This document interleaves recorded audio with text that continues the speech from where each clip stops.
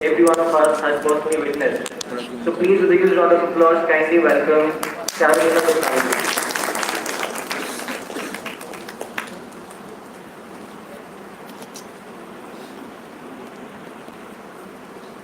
I'd like to now introduce the second panelist, Akash Dandapani. Akash is a vibrant youth leader. He graduated from Christ University in 2018. He is a theatre director and actor with 14 years of experience in the field of theatre. That's amazing. He has received several awards, to name a few: the Best Mono Act from IIM Bengaluru, Best Speaker from Chennai Mayor.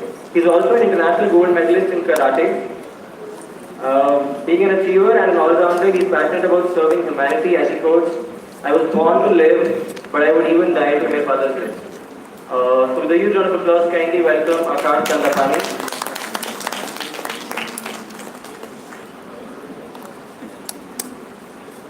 Without further ado, I'd like to invite Carolina ji to first begin with the session.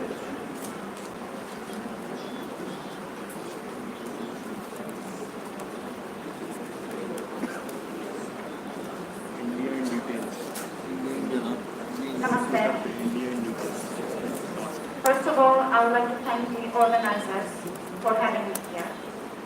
Before I talk about creating influence in social media, let me share a few words about myself and how it all started. So today there are just a few states in India that I am yet to visit. I am fortunate enough to have traveled extensively in India. And in this process, I experienced multiple priceless moments while interacting and meeting thousands of people, many of whom I would have visited. But the story actually started in 2014. So in 2014, I visited India for the first time. And we were traveling with a group of people. There were 3 Polish nationals and 1 Indian. And that was almost 10,000 kilometers road trip, and we explored the urban and rural sides of India, and that was a very intense and educational experience.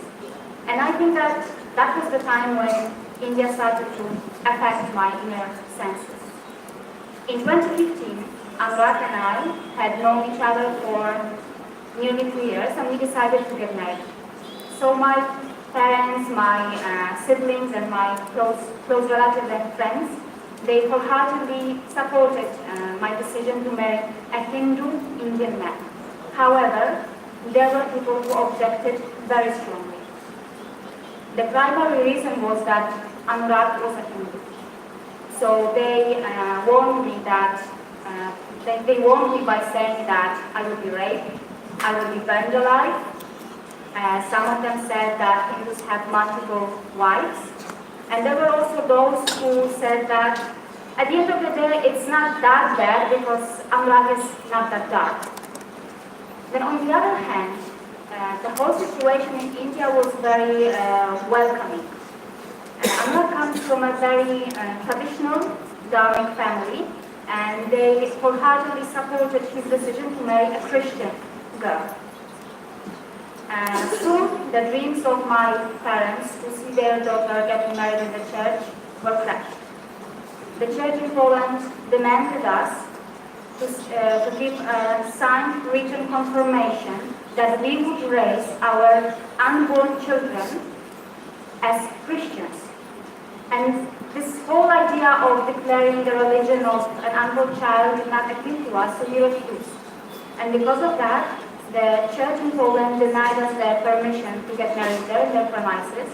And also, on top of that, many relatives said that they will not attend the wedding because I'm not a Hindu, because now there is no wedding in the church. However, I must mention that my parents, my siblings, they stood by my side, and they were always very supportive.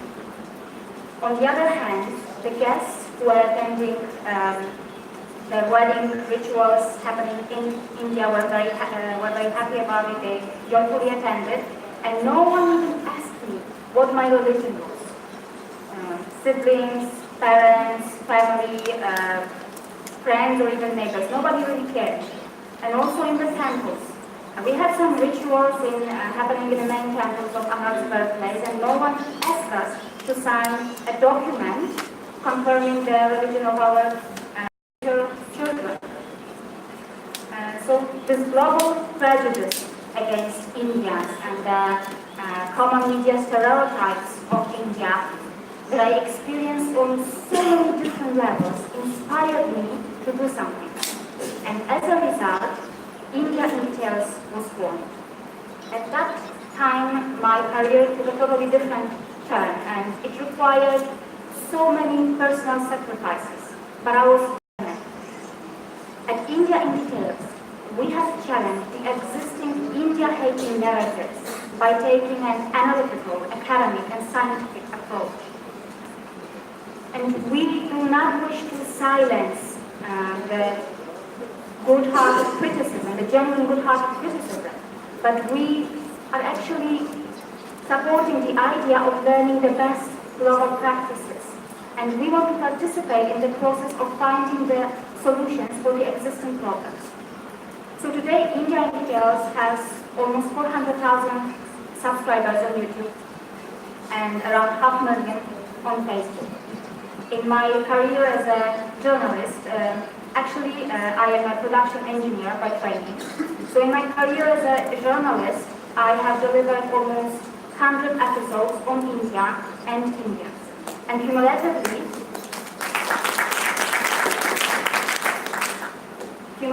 my episodes have had more than 100 million views on different social media platforms. And today we are going global. We started a YouTube channel called NHYC International, in which we are going to focus on current affairs, global issues, but from the perspective of India. So now let's focus on social media. So what is so special about social media? Why is it so important to have a presence on social media? The biggest difference between television and social media is that on social media you can interact, you can have this live interaction with the creator and with other viewers. This live feedback does not exist on television. So because of this very strong communication format, social media becomes very crucial. Now as far as the Hindu community and generally speaking India is concerned, there are so many misconceptions regarding India internationally. So India and Indians, they have an opportunity to use social media to clarify the doubts that the global community has and to challenge the misconceptions that they are having regarding India. But if you want to influence with social media, you have to remember about one thing, that you have to be very careful in your approach. So in order to convince people, you have to present as much data, as much statistics and facts as possible. I know that this is very time-consuming and it requires a lot of effort and a lot of money, but if you want to send a message that is based on facts. So Indians can use social media not only to fix the stereotypes that the global community has, but also it can learn the best global practices. But let's be honest, even after so many years of the existence of social media, there are still so many misconceptions about India. And one of the main reasons is this negative propaganda against Hindus, against Indians, against India. And I would call it a battle.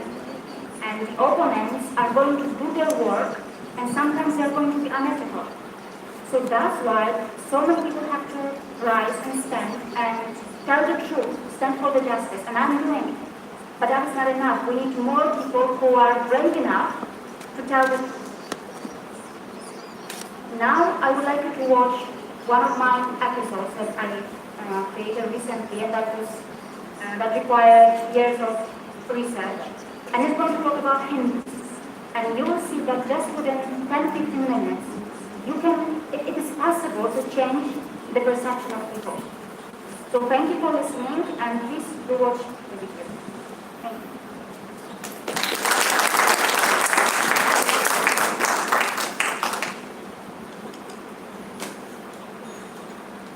you. By spreading knowledge, we can combat those who spread hate. But can we also make it work for Hindus who frequently face various forms of insults and abuse. What is the source of such insults? Is it the hatred in their hearts that some people vote for them? Or is it the overall limited understanding of the global community regarding Hinduism and Sankhardhan? In America, despite their immense contribution to world generation and philanthropy, and despite being the most educated religious group, Hindus are not regarded as only as Catholics, Jewish people, and evangelical Christians. Why? On occasions, even Hindu temples in America have been vandalized, and in the 1980s and 1990s, they were openly attacked in New Jersey by American hate group, the Dotbusters. Within India and abroad, from Winston Churchill and Charles Dickens to recent incidents, the trend of vilifying, mocking, or hurting Hindus appears to be quite old and systematic in nature. They were not ordinary people. Winston Churchill was the former British Prime Minister, and Charles Dickens is considered as the greatest British author. Unfortunately, Hindus are consistently shamed and ridiculed for cows and cow urine, but as a global community, quite often, we fail to understand a broader perspective. The usage of animal urine for medicinal purposes is not unique to traditional medical systems. Modern medicine also uses animal urine. The estrogen replacement drug, Premarin, prescribed to menopausal women, is made from horse urine. So if the global community, which likes to be known as progressive and modern, is using horse urine-based medicines, why can't Hindus use cow urine for medicinal purposes? The Hindu traditional knowledge system of Ayurveda uses cow urine in the process of medicine preparation. Hindu knowledge systems of yoga and Ayurveda have their benefits spread across many nations and communities. The benefits of Ayurveda are also recognized and utilized by non-Muslims in India. To give you an example, the Himalaya Drug Company, which was founded by a Muslim, Muhammad Manal, uses many Ayurvedic herbs in its products, and is now popular in Western nations where its Ayurvedic products are being consumed and are benefiting many Christians. On numerous occasions, the international media has ridiculed India for investing in research based on cows or cow products. But when American researchers use cows to explore techniques to fight a deadly virus like HIV, nobody likes America or its researchers. And nobody should. Because as a responsible global community, shouldn't we be grateful for the scientific efforts which are dedicated to treating or fighting various sicknesses and ailments? Can't we understand that diseases do not have any religion? Hindus are also not because many feel that they worship cows. If worshipping cows sound irrational and unscientific to you, then so should the Christian behavior of believing in angels. A total of 88% of Christians in America believe in angels. It should be pointed out that angels are not scientifically proven, and America is considered a modern and progressive nation which has reached the moon and Mars. But neither Hindus nor the Indian mainstream media have systematically ridiculed anyone for their belief in angels, in contrast to the way the global community has almost shamed Hindus for their belief of a god element in cows. Do you know that on some occasions, believing in angels has led to murders and violence, that such incidents don't quite become a global story? And they shouldn't. Sensationalism or provocation of religious sentiments by the media and the general public must be discouraged, regardless of the religion. As a concerned global citizen, one should realize that many behaviors and practices exist in all religions which are supported by science. But why is the global community expecting Hindus to prove each and every action of theirs through science? Furthermore, let us not forget that both religion and science can be dangerous or beneficial. It all depends on the intentions of the person who is using them. If there is religious misconduct, there is also scientific misconduct.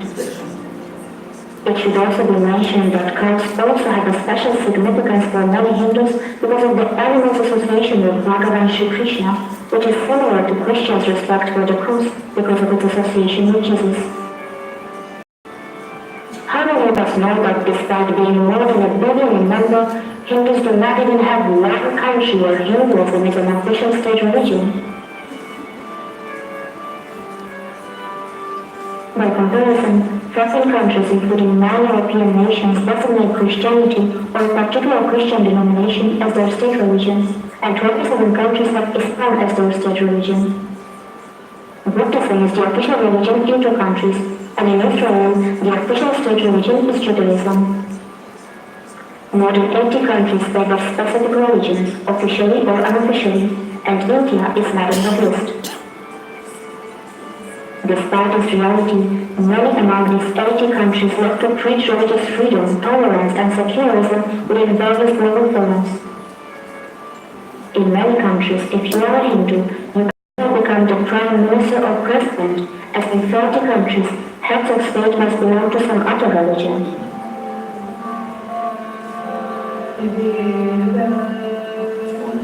Have you seen the swastika symbol in Hindu homes? No, it has nothing to do with Hitler and Germany. It is a sacred sign which originally belonged to India's Dharmic traditions and is many thousands of years old. So please, let us keep our European violent history in Europe and let us not connect it to Hindus unnecessarily. For once, let us thank the Hindu community wholeheartedly for the greatest gift to mankind, yoga. Regardless of your original country, please allow yourselves to benefit from this dharmic spiritual discipline. Since Hindus have no doctrine to systematically convert the non-believers, your identity and your native traditions are safe. But remember, yoga's dharmic roots cannot be denied. Essentially, yoga means experiencing healing. The dharmic fruits of karma and reincarnation and the idea of experiencing healing are all correlated. There are various physical postures in yoga, like Natarajasana or Hanumanasana, which clearly indicate the sacred Hindu figures. India's dharmic traditions are also unique because they have been able to extend the science and modernity. No, I am not talking about the father of surgery, Maharishi Sushruta, whose statue is placed in the Royal Australian College of Surgeons in London. Neither am I talking about the renowned 18th century English surgeon Joseph Constantine Copley, who performed the first rhinoplastic surgery in England after learning the technique from India. I am more interested in talking about things which are more relevant to our lives, for example depression and anxiety. Hindus have an answer to those problems with yoga and meditation. You talk about global warming, pollution, and greed-driven consumerism. Hindus have an answer to that with aparigraha. Then there is the so-called modern idea of preventive healthcare. The idea already pre-exists in the Hindus Ayurveda. Let's be grateful to Hindus and give them credit for its due. Hindus believe in questioning and self-exploration. That is why among Hindus, one can notice a lot of self-criticism and self-admiration. A great deal of freedom exists. There are no compulsory temple visits, no compulsory deity to worship, and no compulsory book. Pray to learn all-pervasive divine reality, or pray to its multiple manifestations. Choose any of the scriptures or choose none. Be an atheist or be a spiritual being. There is absolutely no compulsion for Hindus. However, if you don't like any of the pre-existing traditions and if your intentions are good, then create your own unique traditions. Nobody is going to stop you.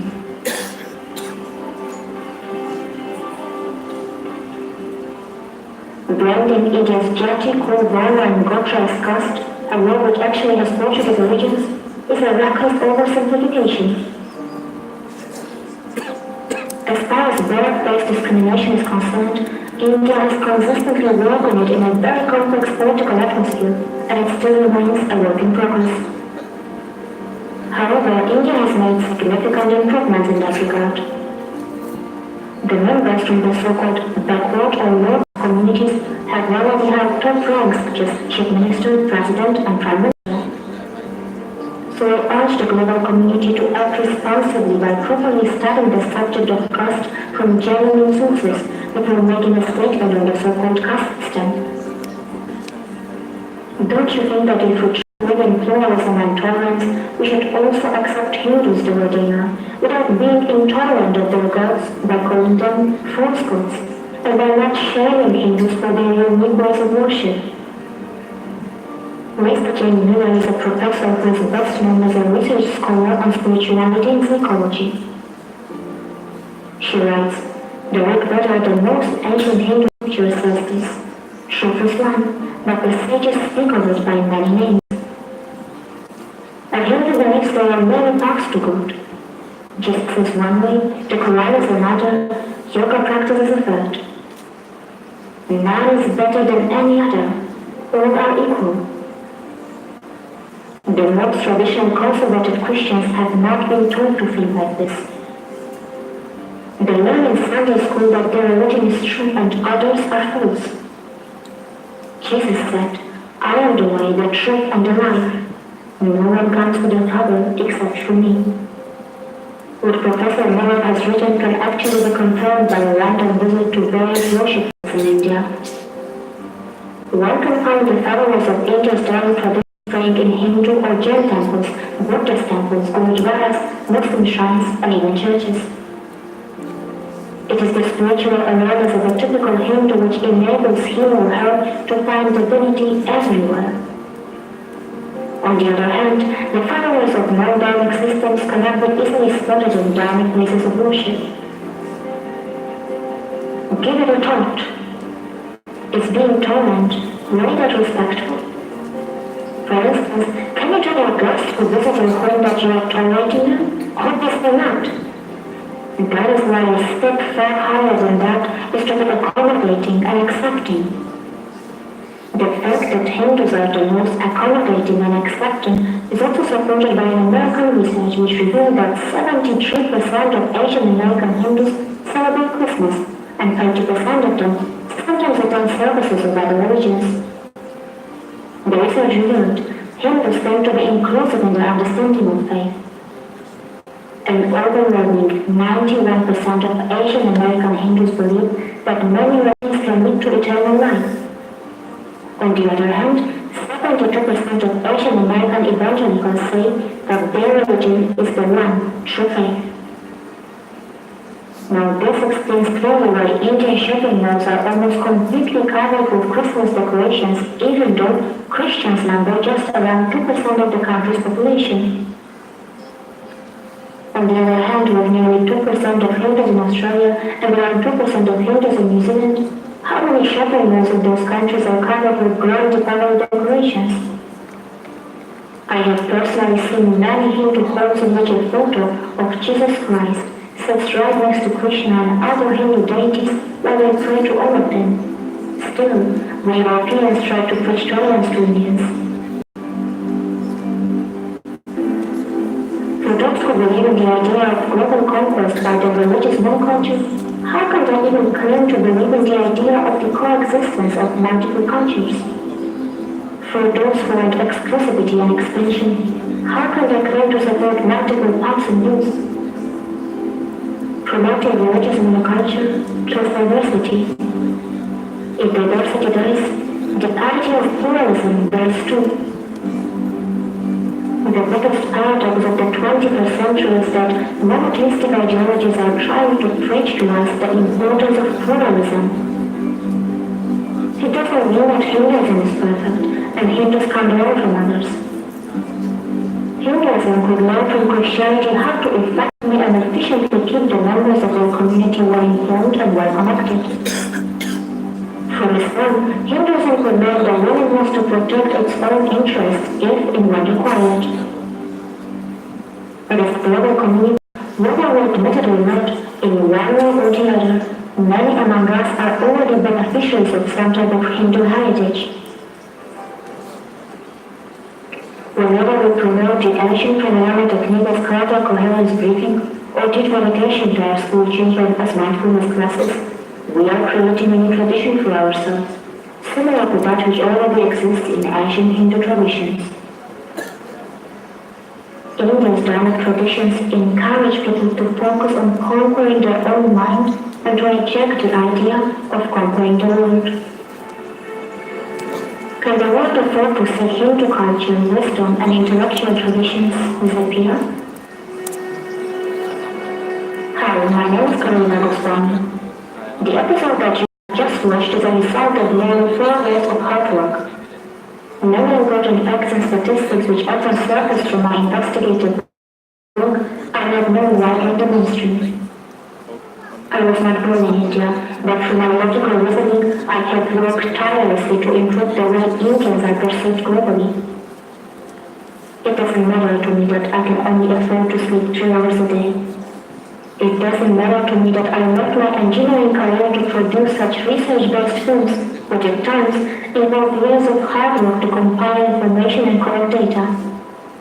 As long as the global community is able to understand India's complex layers and become more accommodating for both Indians and India, which is also my main home, I will continue to feel satisfied. Please come forward and support my mission financially. With your financial support, I will be able to achieve results faster.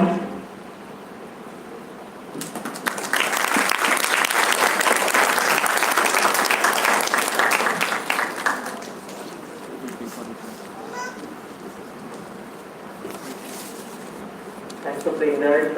That's a great example of aesthetically pleasing.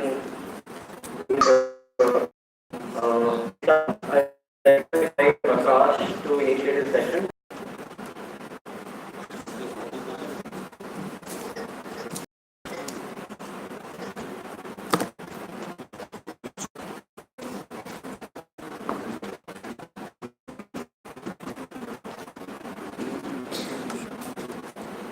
Namaste.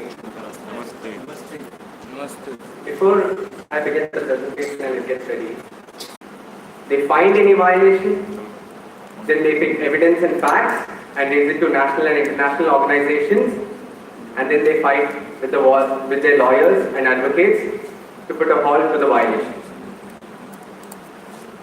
Before talking anything more, I would like to give you a case. 11-year-old, a minor, was abducted by 3 men. And then what happens? Everyone comes to know, they go to the police and they don't take an FIR. Now there is a technical confusion here. There is something called complaint copy, in which if you complain, your complaint is noted down and they give you a copy of that. It doesn't mean the FIR is filed. So they give the complaint copy, so you think the FIR is filed, and you go back, and once you come to know FIR is not filed, the time is still running, and the girl is not with you, right? And then you have all the Hindu traders, all the panchayat people go protest, and finally the FIR is accepted, filed, and they go to the house and they rescue. It's a shame that knowing that the person is there who has done whatever he has done, and still it takes so much time. After this, the majority community had the dare to protest that please return the girl to our custody. Why? Because she has a husband here. Who? The rapist.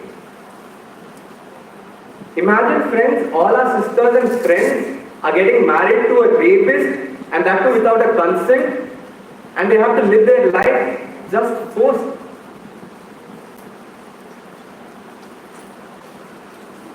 Next case. In Arab Khana, in Burma, the Muslims were very aggressive. They demanded for a separate independent state, the Khayyam. And when they didn't get, they fought with the military. And they didn't succeed. And while running back, this happened. 50 to 70 men gathered door to door they surrounded the entire village. At the same time, entered, took the men, tortured them, beat them, killed them, slaughtered them, took the women, and you know the history.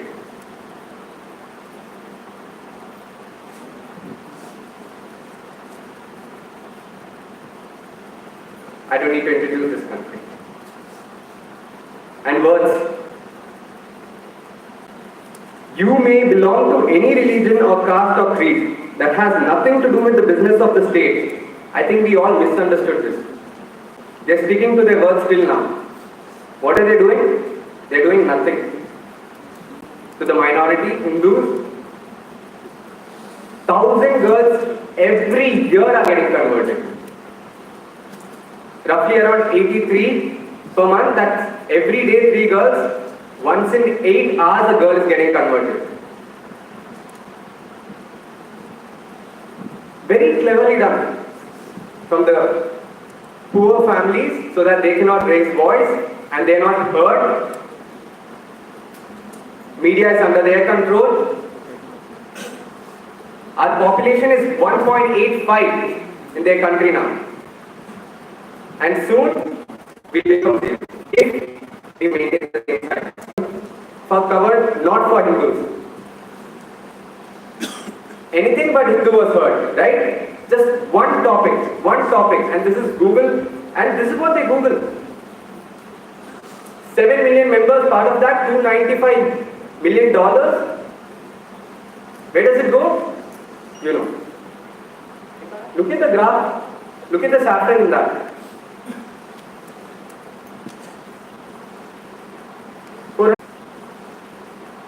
400 staff, more than 100 reports every year. And what will they do? The same. I don't want to repeat, but just look at the topics. This is just the first 2 pages. And anything pertaining to Hindus, unchecked attack on religious minorities. BJP leaders publicly promoting Hindu supremacy. Not only do they let us raise our voice, before even we start with anything, they're putting a halt to it.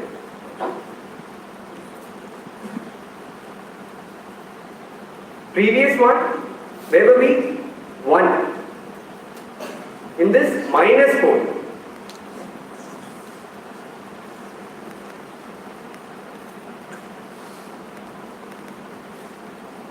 Each person usually contributes 20 euros in just one prayer, one sitting. I was told, I was a little curious, why do they give the money? So when I was talking to Sanjay, I asked him, why should they give? What is the necessity? Are they so good or do they believe in their faith to that extent that they have to give? He said, no. He said, if you do not pay the money, you will not be given the slot in your church to bury yourself. What will you do after you die? Who are you earning for? What will happen to your name? It's an insult. And that's the reason they pay. And once they pay, they build, they collect the funds, and where does it go? Here. Now what do we have?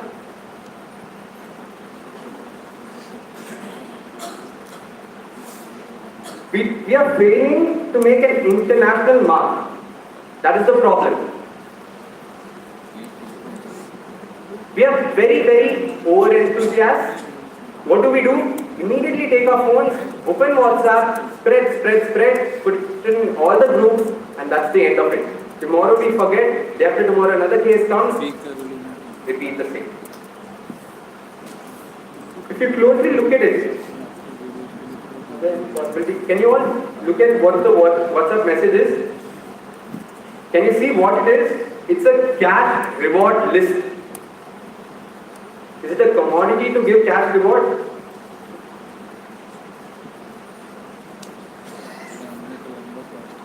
I can still see people smiling in the audience. And if we continue to do so, I am telling you friends, it is shameful to call us a Hindus. This is no joke.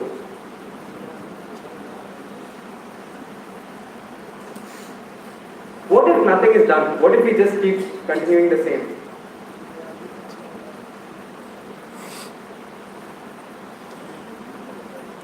We will be forgotten in the international bodies. Violations will keep happening over and over every year, every day. Our numbers will just reduce, slash, forget. 1% in Pakistan will become zero in no time. We have to raise our voices. It is high time. Solution. Same WhatsApp, but with a difference. Don't just copy paste the message. Add your own. How many of you are content writers? How many of you? One has raised your hand. May I know how many of you write caption for your Facebook DP? 1, 2, 3, 4, 5, 6, 7, 8. And you can sit and write caption for your Facebook DP but you will not write contents for someone who is getting abused, raped somewhere else. Why? Because we do not care. Excuse, I am not a content writer. Excuse, oh, this happens every day. So, 36 years, 3 decades it took, and still no report on Kashmiri Pandits.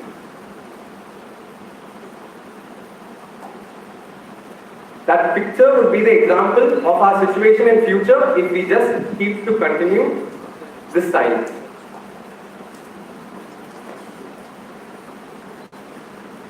I know we all have the energy in us. It is just that we need to channelize it in the right way and we will raise the voice. You will all be wondering, okay, so what is the solution you suggest? I suggest that we file petitions. In the same WhatsApp group, in the same WhatsApp message, what you spread the message of petition and sign the petition. And what will GHRD do? They will take your petitions and put it across the EU, UN and other international organizations. Friends, I personally believe if we are closing our eyes and ignoring the crime which is happening right in front of our eyes, then we are not just ignoring the crime, but we are being part of the criminal who is committing the crime. I hope we make a change. And I rest my case here. We are from the GHRD and we need your support. Thank you.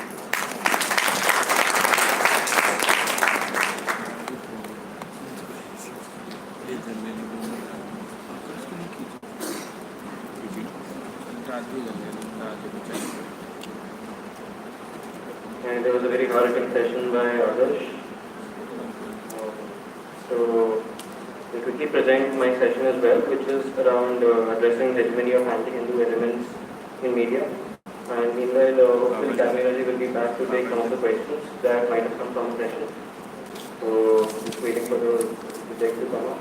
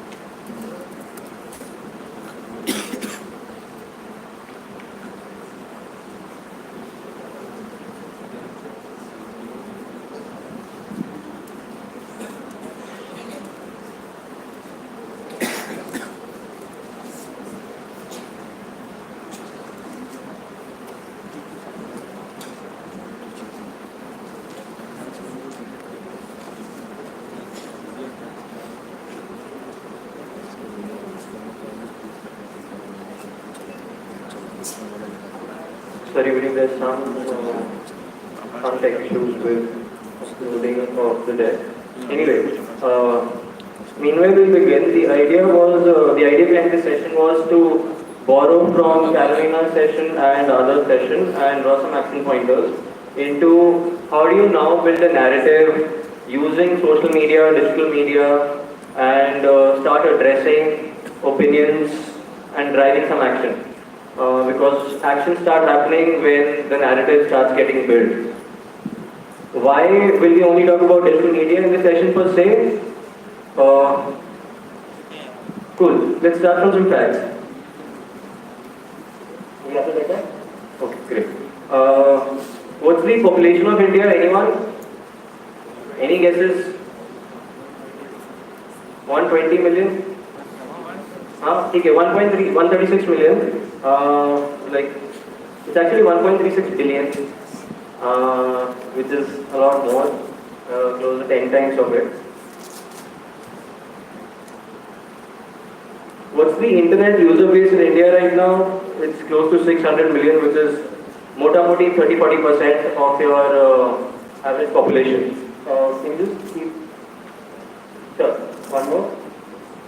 Right, so that's population. That's the user base. That's the estimated smartphone user base by 2020, which is closer to 60-70% penetration. Just hold on. Okay, great. So Dainik Bhaskar is the newspaper that has the highest circulation, which is 4.3 million. And Times of India comes next as the highest circulation among English newspapers, which has 2.8 million. Now, till about 5 years back, anything ATL, which is known as above the line narrative building, used to start off with newspaper and print media, primarily because people thought that has the widest spread. Now, what I'm going to show you next will probably make it evident why we are so gung-ho on digital right now. Can you make the next slide? Sure. So if you see the two graphs, the above bar is the cumulative circulation of the top 5 newspapers in India. Right? Cumulation. Basically adding Dainik Bhaskar, Times, plus the next 3 in the list. That's the cumulative circulation. The below graph, the below bar that you see, is the monthly active user base of YouTube in India. Close to 260 million. That's the opportunity that we are looking at. Why am I calling it an opportunity? Because if you look at movies, you already have an industry set up with production houses. Bars are set as to who gets to make what, who gets to earn what. If you look at print, you already have houses. So, of course, the ecosystems are already built. Digital is still very nascent and it has boomed, and it's more of an explosion where you can reach out potentially 20% of a population through one single platform. Never before has this opportunity come our way. That's precisely why we are so gung-ho on it. Can you go to the next slide? This phenomenon has occurred over the last 3 to 4 years. Of course, the biggest enabler has been Jio in this. Data prices in India are the lowest, which of course all of us in this room would be knowing, considering the amount of data we'll be consuming and considering the amount of selfies I can see people clicking right now. So that's there. Can you go to the next slide? Perfect. So what has changed primarily in the way we consume content? No, just okay. So these two images tell a different story. 5 years back, content consumption was happening as per the image that's shown on the left. What can you see? You can see 3 generations consuming the same content.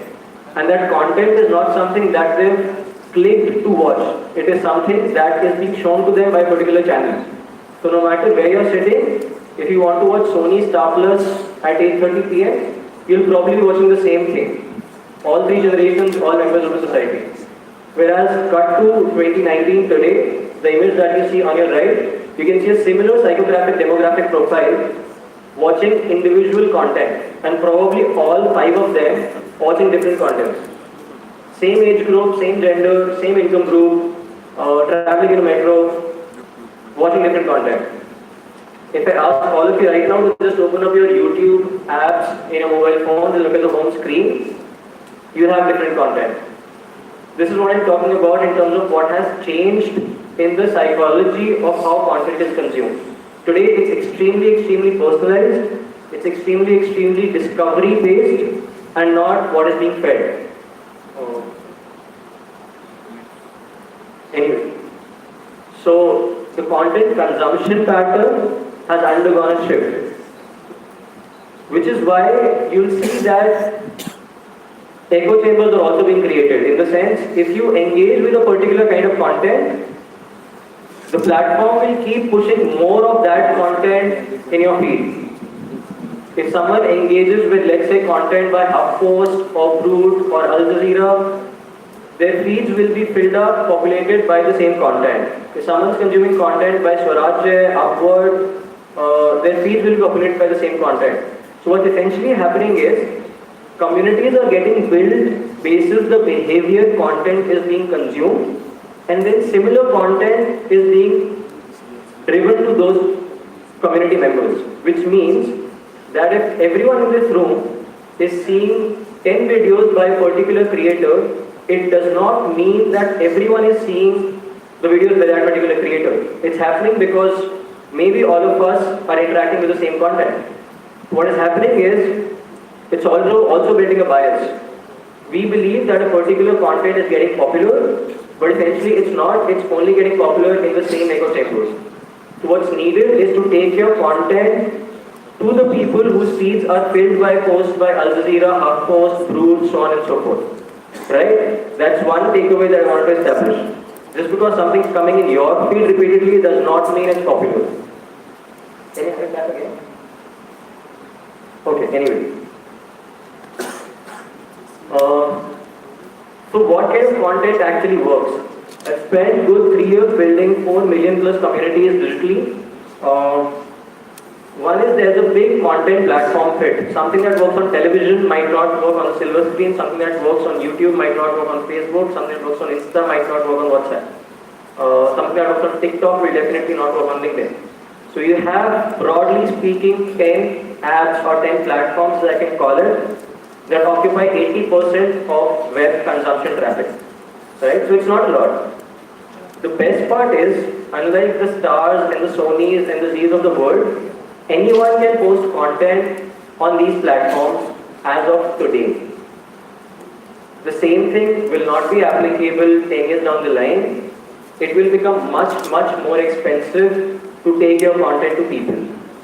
Whoever has probably done some amount of performance marketing or boosted their content to other geographies, they'll realize that there's a cost per view and a cost per click that is at its current time the lowest, and will start exponentially rising in the next 5 to 7 years. Why am I making this point? Because the next 3 to 5 years is the only time you have to carve out boundaries in terms of who gets what share of consumer base, viewership base on these new platforms. If we miss the bus, it's going to be another story of the probably Bollywood industry, and then we could have another conference that talks about why we missed the bus on digital. But right now is the time to capture that consumer base, that viewership base. I'll probably skip the part about content strategy that we can take offline. Briefly talking about the stakeholders involved. So content is an industry. Of course, there are individual creators who make it big, kudos to them. But eventually, content is an industry. There are various stakeholders involved. Every stakeholder is driven by his or her independent priorities. One of the key stakeholders, I just list 4 of them. Of course, producers is one. The content creators are the second. The distributors, which includes your agencies and platforms, are the third. And the content regulators, which include censorship, are the fourth. Alright? The producers are primarily your investors in content creation. They'll be Excel Entertainment or YRF or so on and so forth. They are people who put in their money for content creation and are driven by the ROI on that money. Let's say if I'm putting 5 CR in creating something, and I'll be driven by what kind of returns can that content give me, nothing else.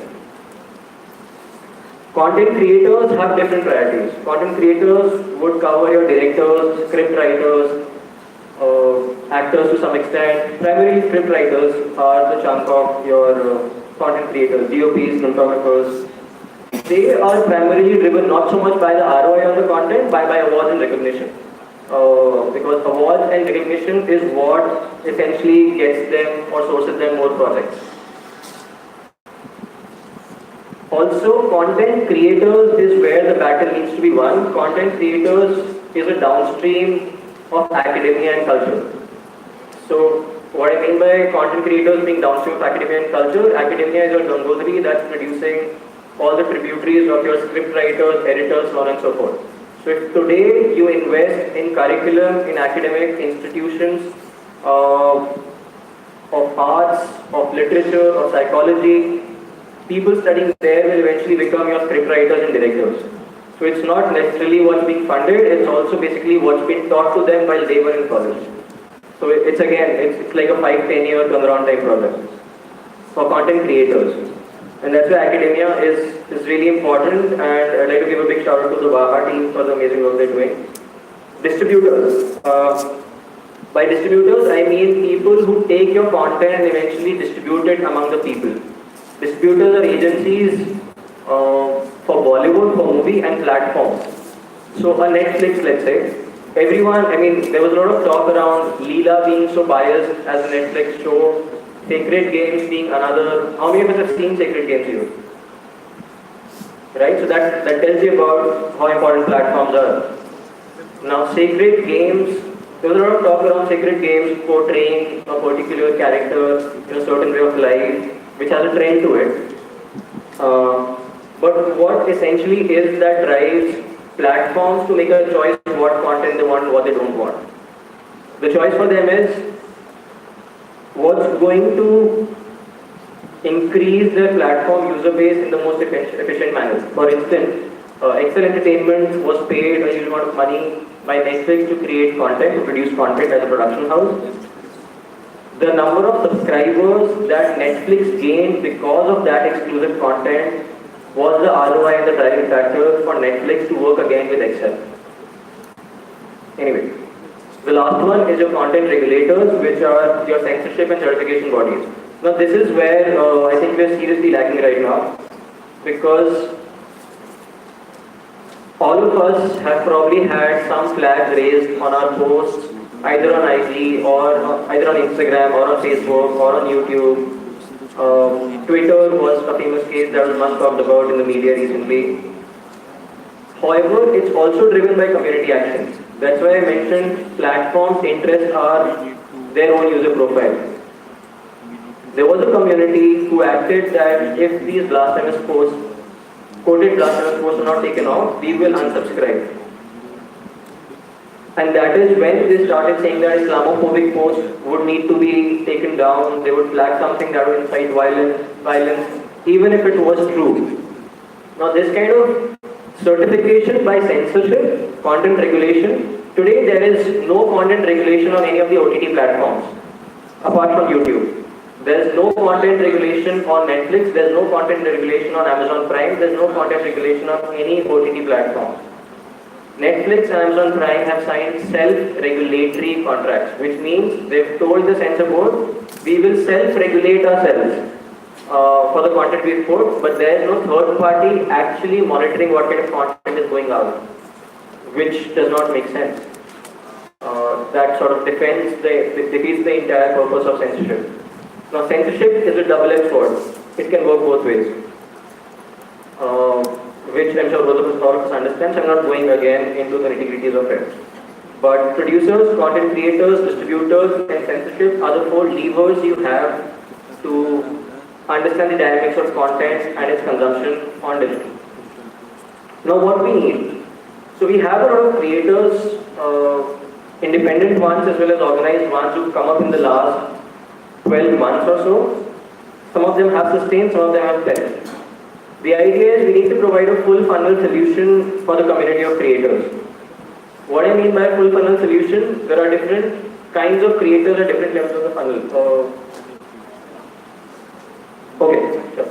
So what I mean by full funnel solution is at the topmost layer of your funnel are independent creators. So anyone who creates a point and shoot video and puts it up, anyone who manages their account all by themselves are just your independent creators, right? So you have probably 50 independent creators in this room.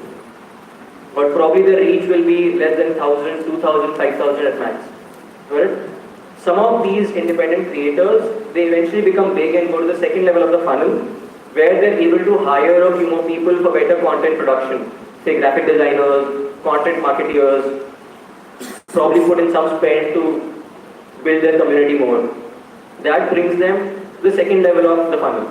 Eventually, the idea is you get a substrat wherein you have tens of organized content creators who have a reach of million plus people nationally and probably 10 million plus people internationally. Now, how do you build these communities?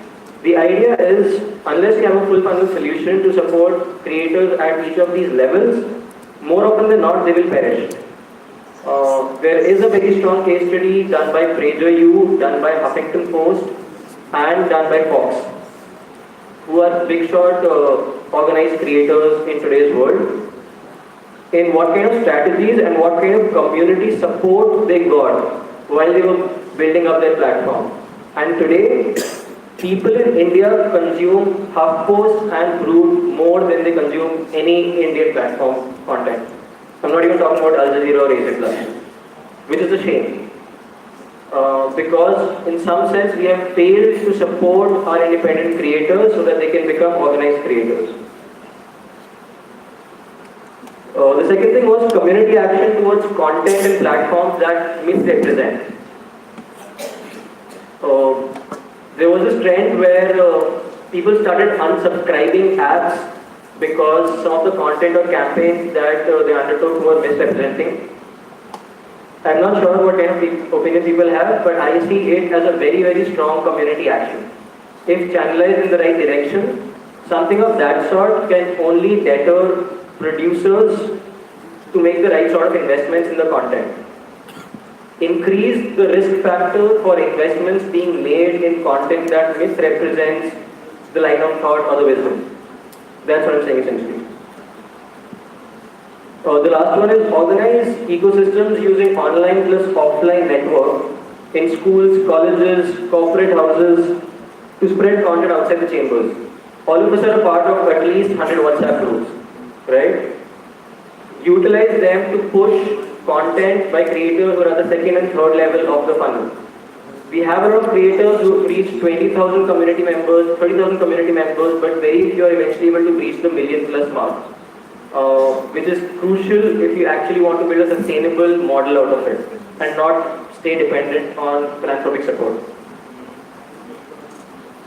That is mostly about it. I'll probably take just 30 seconds to say what is the future of digital in India, what kind of things will we see in the next 24 months that we are not seeing right now and which will have a big, big impact. So any of you who are gung-ho on any of them, just take it up. One of them is rise of hyperlocal platforms. Right now most of the platforms you are copy-pasted rocket companies, which means whatever has worked in US, UK, European markets, Chinese markets, we just sort of taking it up, which is the natural progression, but the next 2 years we'll see a rise of hyperlocal platforms, which means they'll be more community oriented, they'll be more relevance oriented, what's happening in your locality, what's happening in your district, what's happening in your state. They'll have a much, much wider coverage in that particular locality. They are a great medium to drive action. Vernacular content. A lot of the content that we see right now is primarily English first, that's either been dubbed or been recreated. We'll see a lot of vernacular content going forward. Linear yet more immersive content. What it means is that the cost of creating content will start substantially coming down. It will become easier, it will become cheaper to create high quality content. AI enabled bots. Right now what we have is AI enabled text bots, chat bots. However, the next 2 years will be the era of AI enabled speech bots. AI enabled bots will talk to you in your own dialects, in your own native languages, and that is what people will start interacting with. Unless and until we capture what kind of communication algorithms are being built for AI enabled chatbots in vernacular, that's another place we stand to lose a lot. Digital security, end-to-end lifecycle servicing, and rise of virtual communities, which are united by interest more than anything else. So I had a few more things, but I think I'll put a break here and we'll conclude this session If anyone has any questions, we'll just open them up. I think Carolina G isn't here with us right now. Okay, so she won't be able to join us for the Q&A, but in case there are some questions for her, we can just note them down and then offline she can answer them. Meanwhile, in case there are any questions for Akash or me, we'll be happy to answer. Or in the interest of time, what we'll do is we'll take them offline and I'll hand over to these. These are around? No. Okay, so we'll break for lunch and what time will we get over? 1 hour. Okay, so it's 1:30 right now. Let's assemble back in the hall at 2:30. Sorry to keep you waiting from the lunch and sorry about this glitch.